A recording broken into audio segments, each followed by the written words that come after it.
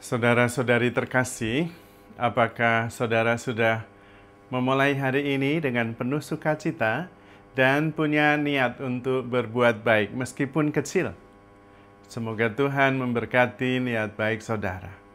Mari kita hidup sepenuhnya, karena hidup itu memang luar biasa. Saya ingin hari ini mengajak kita semua untuk merenungkan tentang iman.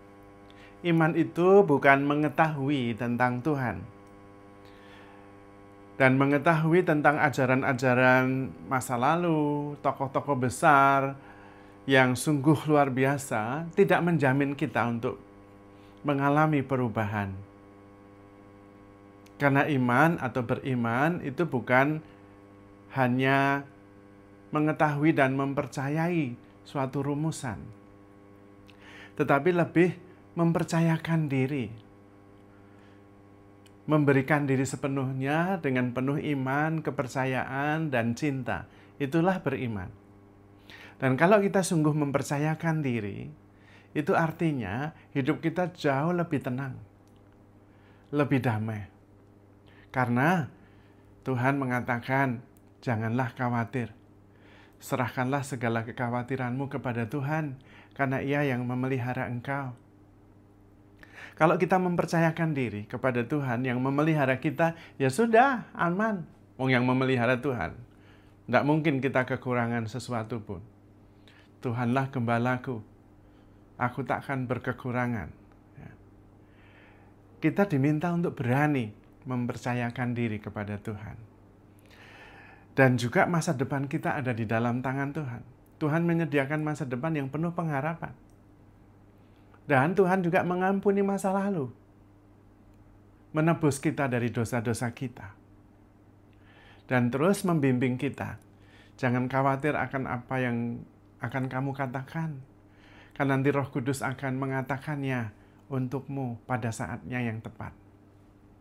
Maka kita diminta menghayati saja kehidupan ini dengan penuh rasa syukur dan sukacita. Jangan khawatir akan masa depan, karena Tuhan yang memelihara kita. Jangan terbebani oleh masa lalu, karena Tuhan yang menebus kita. Dan jangan khawatir tentang akan apa yang akan kita makan, akan apa yang kita minum, akan apa yang kita katakan, karena Roh Kudus yang akan membimbing kita.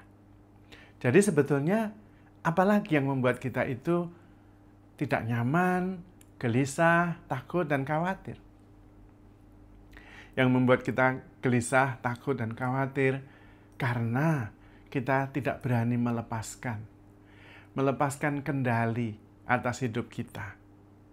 Dan kemudian membiarkan Tuhan yang memelihara, Tuhan yang membimbing, Tuhan yang menyelamatkan.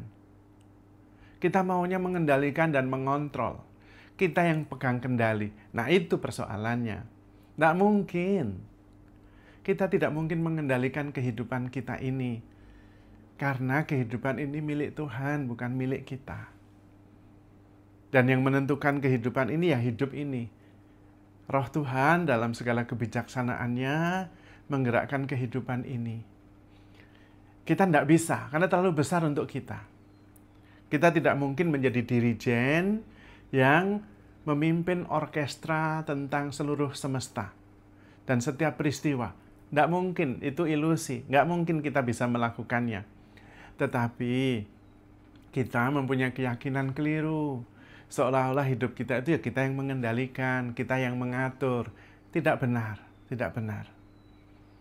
Karena itu kita menjadi susah. Kita menjadi tertekan, kita menjadi terbebani.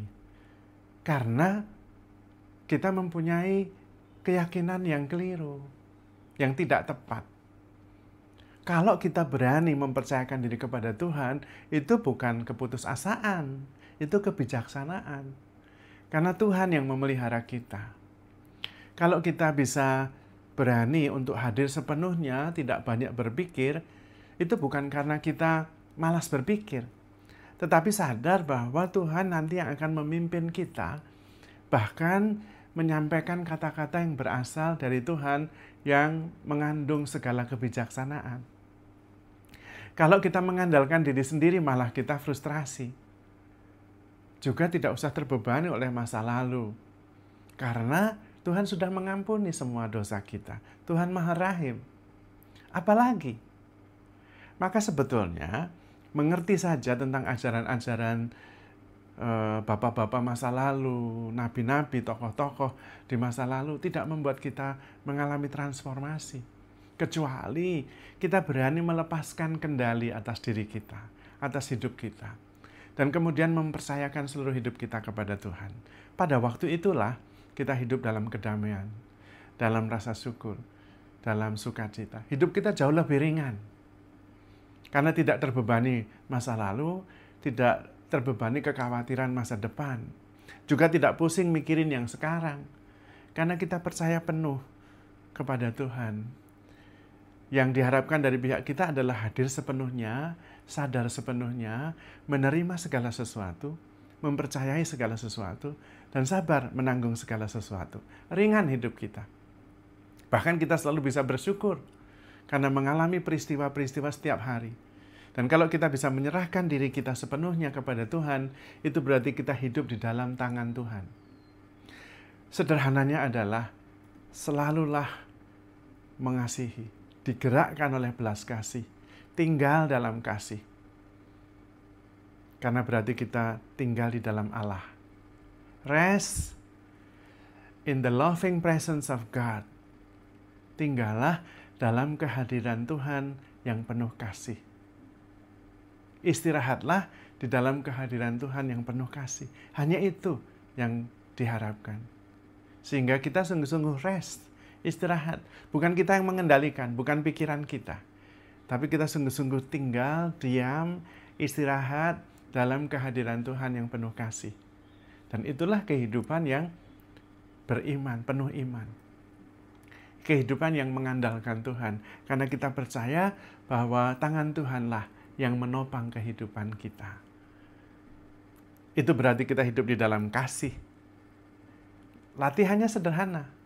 Terus-menerus hadir, penuh kasih, dimanapun, kapanpun, kepada siapapun, dalam peristiwa apapun. Sesederhana itu. Yang lain nggak usah dipikir. Karena hidup dalam kasih itulah kita hidup di dalam Allah. Barang siapa mengasihi, dia berasal dari Allah, dia mengenal Allah, dan dia tinggal di dalam Allah. Dan karena itu, kita menghayati kehidupan yang menakjubkan. Maka saudara-saudari terkasih, handle yourself with care, because you are loved. Tuhan memberkati.